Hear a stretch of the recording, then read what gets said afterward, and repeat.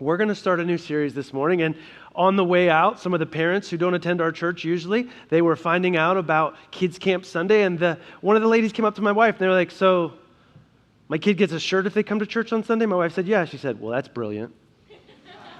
Guess you roped us right in. We're like, gotcha. We want everyone in church. If you're not going to church somewhere, we want you to know the Word. We want you to know that Jesus has a plan for you. And so this morning, we're beginning a new series called Summer on the Mount, where we're going to do our best to quickly go through. We're not going to camp out in every verse. You guys know I love verse-by-verse teaching. We're going to preach through the Sermon on the Mount, but we're going to cover all of the Beatitudes this morning, which is nearly impossible. So I'm going to talk rather fast this morning about Matthew chapter 5. We'll begin in verses 1 through 12. If you want to turn there, we're going to read the entirety of it, and then I'm going to focus on a few key themes that Jesus is teaching. But most of you know this is Jesus' most famous sermon. It's called the Sermon on the Mount because it's delivered on a mountain. We'll see that actually in the text. And I'll talk to you a little bit about why it's important where he delivered the message. Read with me in Matthew chapter 5. I'll begin in verse 1. The Bible says, seeing the crowds, he went up on the mountain. And when he sat down, his disciples came to him. And he opened his mouth and taught them, saying, blessed are the poor in spirit, for theirs is the kingdom of heaven. Blessed are those who mourn, for they shall be comforted. Blessed are the meek, for they shall inherit the earth. Blessed are those who hunger and thirst for righteousness, for they shall be satisfied. Blessed are the merciful, for they shall receive mercy. Blessed are the pure in heart, for they shall see God. Blessed are the peacemakers, for they shall be called sons of God. Blessed are those who are persecuted for righteousness' sake, for theirs is the kingdom of heaven. Blessed are you when others revile you and persecute you and utter all kinds of evil against you falsely on my account. Rejoice and be glad. For your reward is great in heaven, for so they persecuted the prophets who were before you. Jesus goes up on the mount to deliver this message, this sermon. And that's important because mountains were where renegades, radicals, revolutionaries often hid away from the government forces that tried to snuff out their voices. And Jesus delivers this powerful message. This is only really the prologue, the beginning of his Sermon on the Mount. And already he is throwing shade, he is throwing stones at other kingdoms. Jesus is not just saying the kingdom of God is this way. Every time he brings up the kingdom, he's laying waste to what the other kingdoms have assumed. And so I just want to share with you briefly a couple of highlights as we jump deeper, because this isn't the only time he delivered this message. We're actually going to look at Luke in just a few moments. But first of all, I want you to notice that we are surrounded by kingdoms.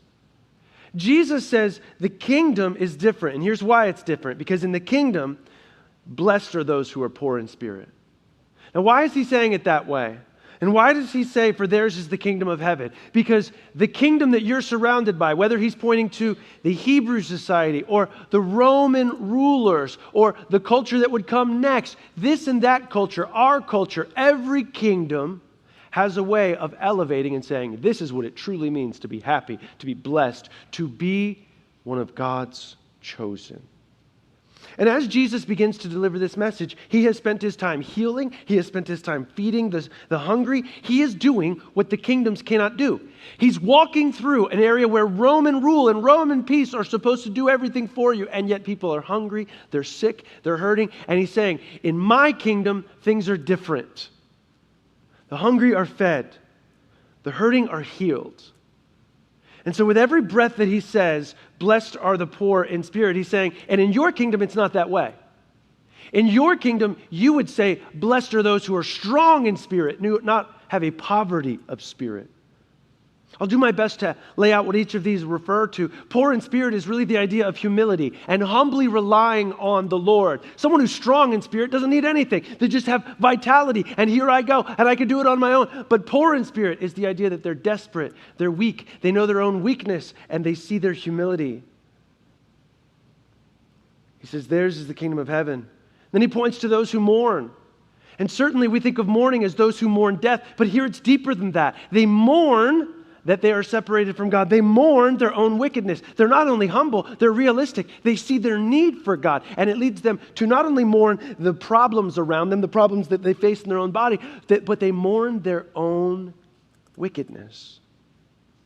He says, blessed are those who mourn, for they will be comforted.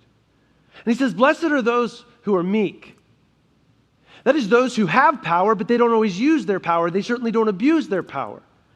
And by the way, this stands in the face of everything that our society and that society would have cherished. We don't want people who are weak in spirit. We want strong in spirit. We don't want meek. We want power that is put to use. We certainly don't want those who are always mourning or feeling bad. We want to feel good. And Jesus says, my kingdom is different. He says, blessed are those who hunger and thirst for righteousness. Now, you and I don't think this way because we don't often hunger and thirst. We are living through the most well-fed and well-watered generation ever to exist. But back then, people went hungry. By the way, if you're hungry this morning, I say this probably 3 times a year. If you're hungry, you need to come talk to one of our staff members in the lobby, somebody who's on stage, anybody who's a pastor here. We have resources. We can get you food, and often we can get you food by the end of the day. Our nation is pretty good at putting food in people's cabinets, even if you can't pay for it. And it's often donated by the grocery stores who charge the rest. It's crazy how it all works. We have a lot of food. But they didn't. There's a book that I always recommend. This week I encouraged a couple of guys to get it, and if they wouldn't get it, I said I'd buy it for them. It's called Jesus Through Middle Eastern Eyes. It's by Kenneth Bailey, and he lived in the Middle East. He's an evangelical scholar and a professor. He's dead now, but when he lived there, he talked about how people in the Middle East understand hunger and thirst differently, especially those who've ever been actually hungry to the point of starvation, and those who've actually been thirsty to the point of death. In his book, he talks about this one occasion where they were on a journey on camels, and there was a grave mistake made. One of their water bags was punctured, and they didn't realize it until it was too late, and they began to run out of water rather fast. They were between areas where they could refuel on their water, and he began to watch as the people they had hired to take them began to do the math. And he knew that if this next watering hole, which supposedly always had water, but if they got to the next watering hole and there wasn't water there, he knew that he and his other fellow scholars, fellow travelers, would be abandoned by these men to die. And he said over the course of 24 hours, his throat began to tighten. And every single time he would try to swallow, it was like his throat was made of leather rubbing against leather. And he began to talk about a thirst he'd never experienced before in his life. And he said, it's that type of thirsting that Jesus uses here. And he said, and I had never experienced it, but once you've experienced it, you never forget it. Many of Jesus' listeners had known the hunger pains of going days without food and to struggle in their weakness. And what is it that they're thirsting for? What is it that they're hungering for? Jesus says, blessed are those who hunger and thirst for righteousness, for they shall be satisfied. Now, we live in a culture that doesn't hunger and thirst for righteousness. We hunger and thirst for success, for fame, for notoriety, for power. He says they hunger and thirst for good, for justice. He says, blessed are the merciful. And this is more than just, we often think of mercy this way. We think of mercy as, well, when somebody does me wrong, I don't always have to chide them or correct them. I can just be merciful. No, this mercy here that Jesus is using, in the language, it's clear. It's not just a mercy toward those who've wronged us. It's to be so moved when you see someone who has been wronged or hurt or just through the throes of life has fallen on hard times. You're so moved by their pain, you're moved to action. Your mercy isn't just, I don't seek vengeance. Your mercy is, when I see someone hurting, when I see someone in pain, I don't have to do something for them, but in mercy, I feel moved and compelled. It's more of a compassionate mercy. He says, blessed are the merciful, for they shall receive mercy. Blessed are the pure in heart. Their motives are always right. They're not concerned about how they look. Their motives are pure, for they shall see God. You say, well, wait a minute, Pastor Mark. Won't everyone stand before God? This idea of seeing God is in the sense that it was always something of notoriety when you were called before the king, when you had face-to-face, you had the presence of the king. It's a way of saying that God's face shines upon them. And then he says, blessed are the peacemakers, for they shall be called sons of God. And I want to remind you that peacemaking is not easy. And anyone who's ever tried to get in the middle of something can attest, when you're a peacemaker, you're often the most wounded and bruised in the fight. Because you're trying to correct both sides. You're trying to love on both sides. And they say, you must be in their corner. You must be looking out for them. And if you're not careful, you end up getting hit from both angles. He says, blessed are the peacemakers. Why is that important? Because these Hebrews were surrounded by war, and they were living through it. In only a few years, the zealots, who were the militiamen and wanted to fight against Rome, and the Roman Empire, they are going to clash, and there is going to be a war. And Jesus says, you're surrounded by fighting. Blessed are you when you're a peacemaker, for you'll be called the sons of God. And then in verse 10, he begins to show us how to know we're doing it right. By the way, this so far has not been your typical, if you were like, Jesus, tell us how to follow you. You think he'd say, all right, you need to do. Instead he says, blessed are you when you are. These aren't necessarily things you do as much as they are qualities that you walk in and you walk through. And he doesn't say you're blessed as in like, hey, do these things, you'll be blessed. He says, actually, you're already blessed. Because most of you are mourning. Most of you, if you are doing this right, you are poor in spirit. And so he begins to point out the kingdom of God, the kingdom of heaven, it's not where you're looking for it. It's not being lived out in the temple by these Pharisees who keep adding rules to keep you under their thumb. It's not in the halls of power in Rome. That's not where God is moving. He's moving through the humble, the meek, the overlooked, the weak, the vulnerable. But then in verse 10, he says, blessed are those who are persecuted for righteousness' sake, for theirs is the kingdom of heaven. Blessed are you when others revile you and persecute you. He really digs in here. Utter all kinds of evil against you falsely on my account. Rejoice and be glad, for your reward is great in heaven, for so they persecuted the prophets who were before you. So we see, number one, we're surrounded by other kingdoms. We're always going to be surrounded by a kingdom. And by the way, it could be the kingdom of our culture. It could be the kingdom of your heart. It could be the kingdom you're attempting to build. It could be the kingdom of your desires. But secondly, we see that this kingdom values what other kingdoms avoid. Jesus values suffering. Why? Because on the other side of suffering is growth and maturity. Jesus values mourning and weakness and humility and meekness. And the world doesn't know what to do with those things. But Jesus says this is actually what matters. Tim Keller says it this way. Jesus is pointing out that the kingdom that looks right side up is upside down, and the kingdom that looks upside down is actually right side up. Most of us have been indoctrinated by the kingdoms around us, and so we think that power is the way, influence is the way, strength is the way, and Jesus says that's actually upside down. And more than just giving us good ideas about the kingdom, Jesus wants us to live this out. And so, thirdly, we see this kingdom changes how we live.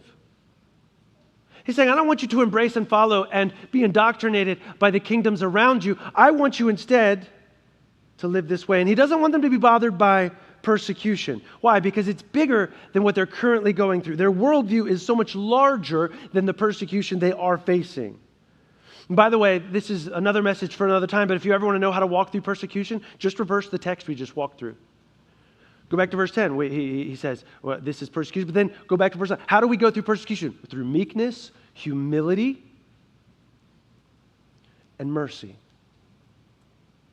When you're persecuted, if you're angry and seeking power and fighting back, that is why the early church endured suffering and the gospel spread, because people couldn't believe how they responded in meekness, in mercy, and humility. This is supposed to infect the way we live. Paul would say in Colossians 3, verses 1 through 3, if then you have been raised with Christ, seek the things that are above. He says, I want you to seek the actual kingdom, not the kingdom around you, where Christ is, seated at the right hand of God. Set your minds on the things that are above, not on the things that are on earth, for you have died, and your life is hidden with Christ in God. Our goal is to not just be informed by the gospel and not just to hear about the kingdom or to listen to Jesus preach this sermon and say, oh, how good, we should honor the merciful. No, we should be merciful. Oh, how neat, we should try our best to honor those who are meek. No, we should seek to be meek. When we have power, we don't always abuse it and we don't even always use it. And here's the thing. I'm going to point you now to Luke chapter 6 because Jesus seems to have preached this message twice. And scholars have debated if this is just a shorter version, but this message seems to be delivered on the plain, next to a mountain, but still on the plain. And this time that Jesus delivers it in Luke chapter 6, it is noticeably shorter. I love that Jesus, loved that message so much he preached it twice. It makes me feel a lot better as a preacher when I run out of material and ideas. But Jesus seems to have preached it twice, and in this one he condenses it down. And so maybe as we read through Luke chapter 6, verses 20 through 23, there's a notable difference, though, on the heels of it. I want you to notice how Jesus delivers it in Luke 6. And he lifted up his eyes on his disciples and said, "Blessed are you who are poor, for yours is the kingdom of God." Here he says poor, not necessarily poor in spirit. We'll talk about that. Verse 21, "Blessed are you who are hungry now, for you shall be satisfied. Blessed are you who weep now, for you shall laugh. Blessed are you when people hate you, and when they exclude you, and revile you, and spurn your name as evil on account of the Son of Man. Rejoice in that day, and leap for joy, for behold, your reward is great in heaven. For so their fathers did to the prophets." It's notably similar. There are some beatitudes, there's a mention of persecution, and we're encouraged to rejoice. But it is noticeably shorter, and Jesus really focuses on the here and now. He says, "Blessed are you who are mourning, you're weeping, but you will laugh. You're hungry, but you will be satisfied." And here Jesus gets to the core idea of this sermon here on the plain that is a boiled down version of the prologue to the Sermon on the Mount. I'll say it this way, and it's long, but I want you to hear me as I say it. Jesus is saying we are blessed when we aren't controlled by money, comfort, power, or approval. Notice the four things he says. He says, "Blessed are you who are poor." Here he doesn't say poor in spirit. He focuses more on the poverty. He says, "Blessed are you when you're hungry." This is comfort. What were they always seeking? Hunger. Now, we have most of our hungers met today, but we're still seeking comfort. For most of human society, people thought, if we could just have enough food, we'd be happy. Our culture has plenty of food, but we're still not happy. We want more and more comfort. He says, "Blessed are you who weep, for you shall laugh." Those who laughed, and especially the wording here in the Greek language, this really has the idea of derision and looking down on people.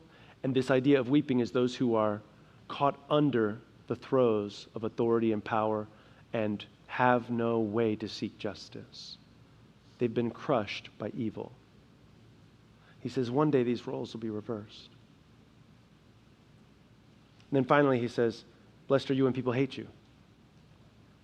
So Jesus points to money, comfort, power, and approval. And I would argue, this is what most humans have always been controlled by.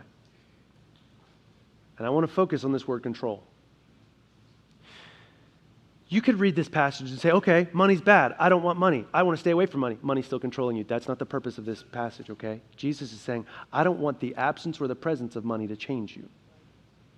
I want you to be uncontrolled by money.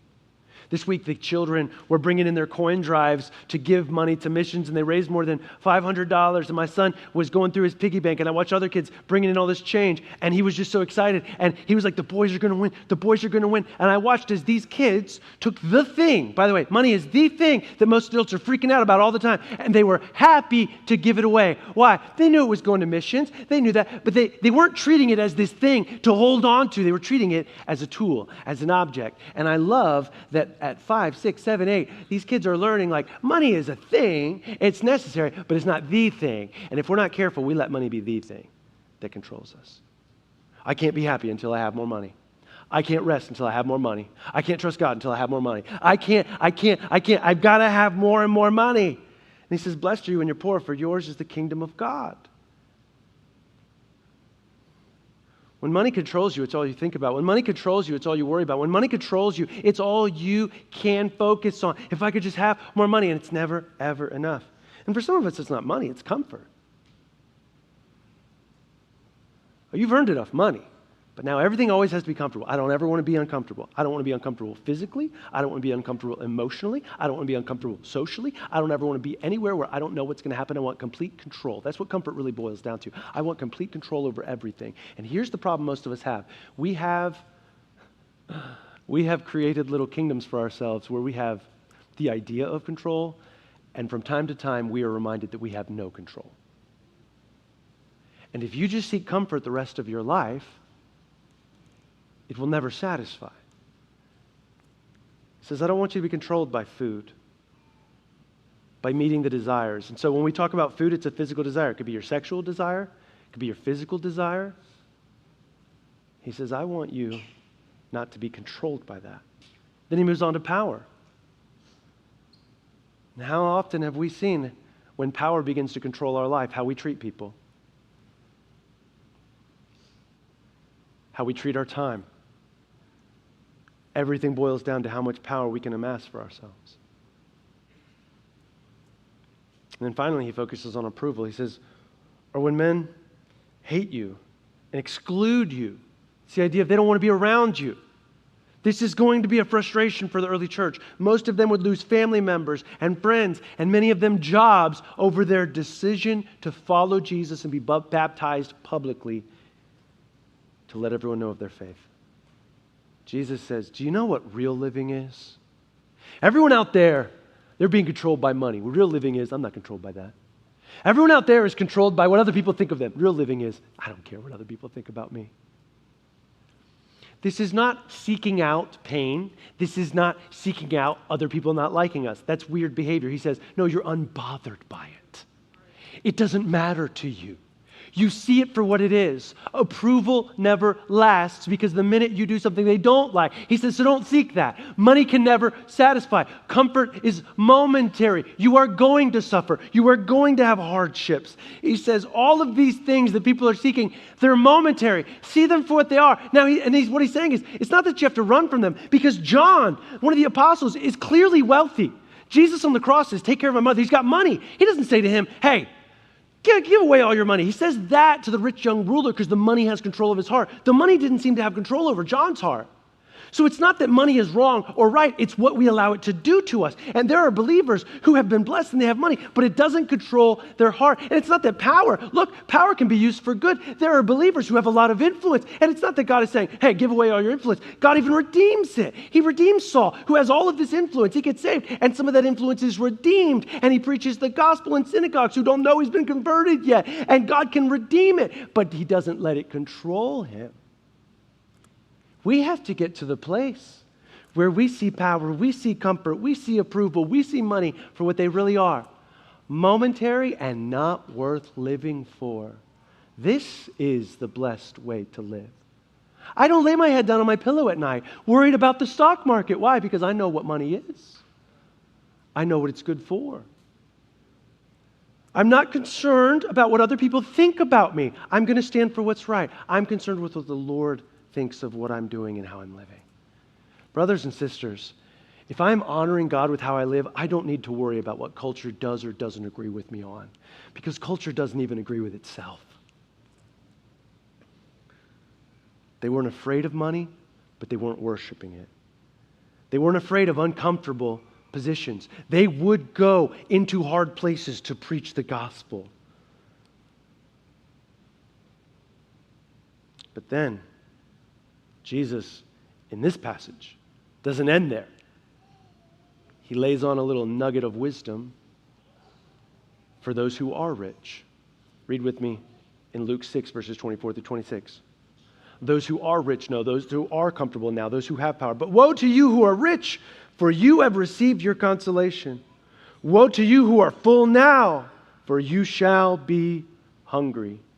Woe to you who laugh now, for you shall mourn and weep Woe to you when all people speak well of you, for so their fathers did to the false prophets. Jesus seems to be directing his teaching here, not to those who are following him, but to those who have settled for false religion. There were many Pharisees who had sold out the Hebrews. They had partnered with Rome in order to get political power, financial strength. And Jesus says, oh, you have power now. You have comfort now. You've even got money and approval now. But you've traded what's eternal for what's momentary.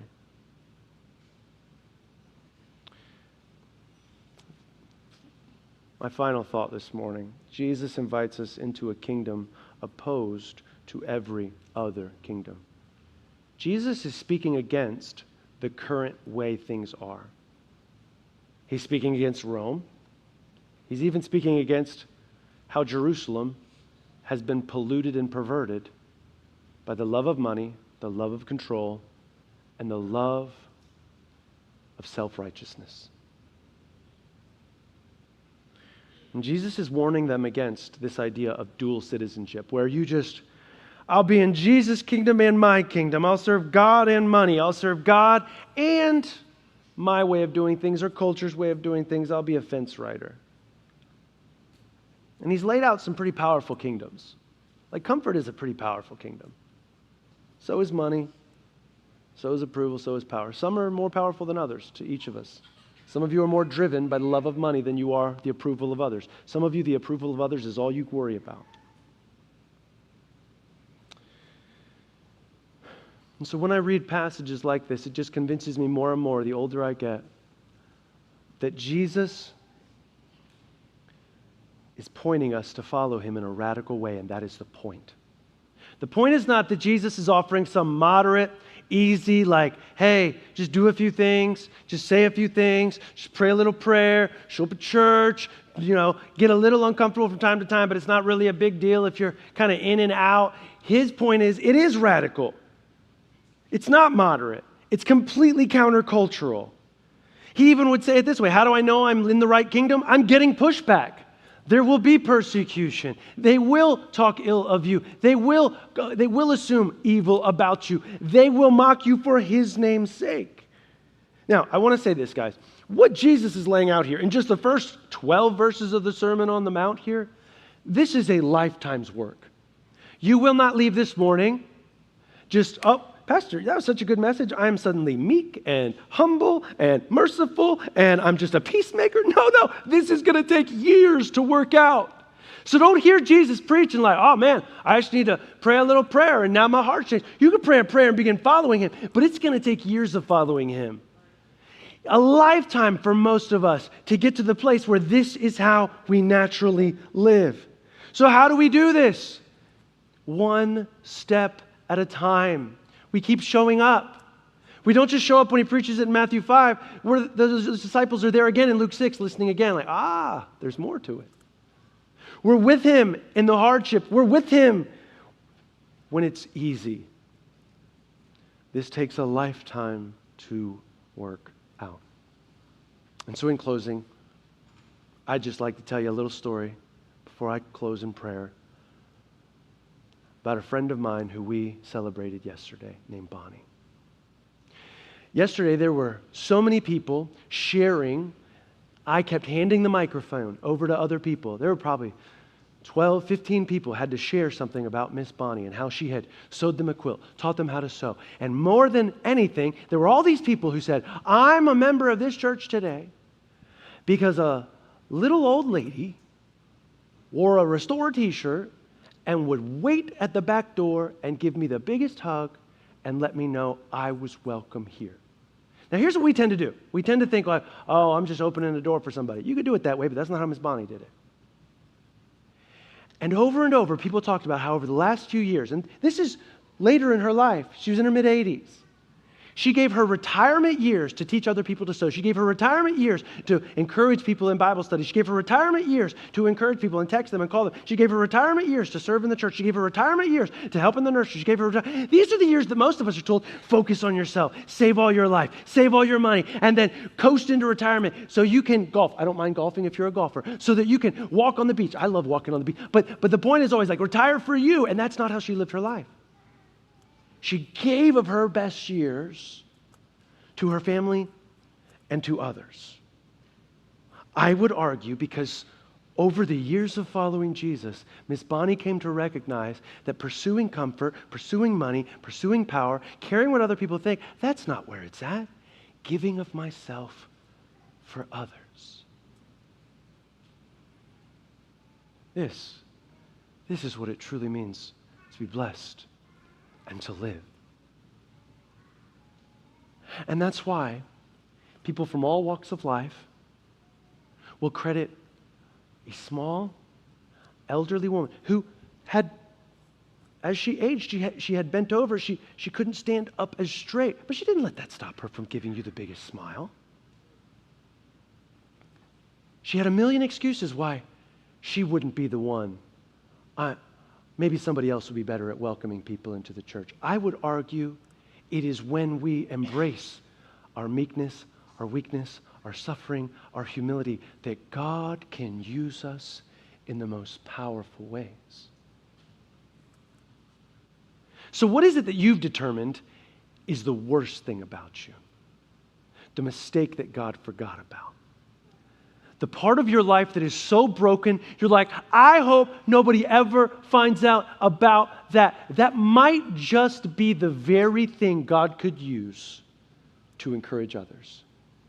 Do you know when people are moved by the things that I share? They're not moved when I share about the good things that God has done. They're moved when I share where I have failed.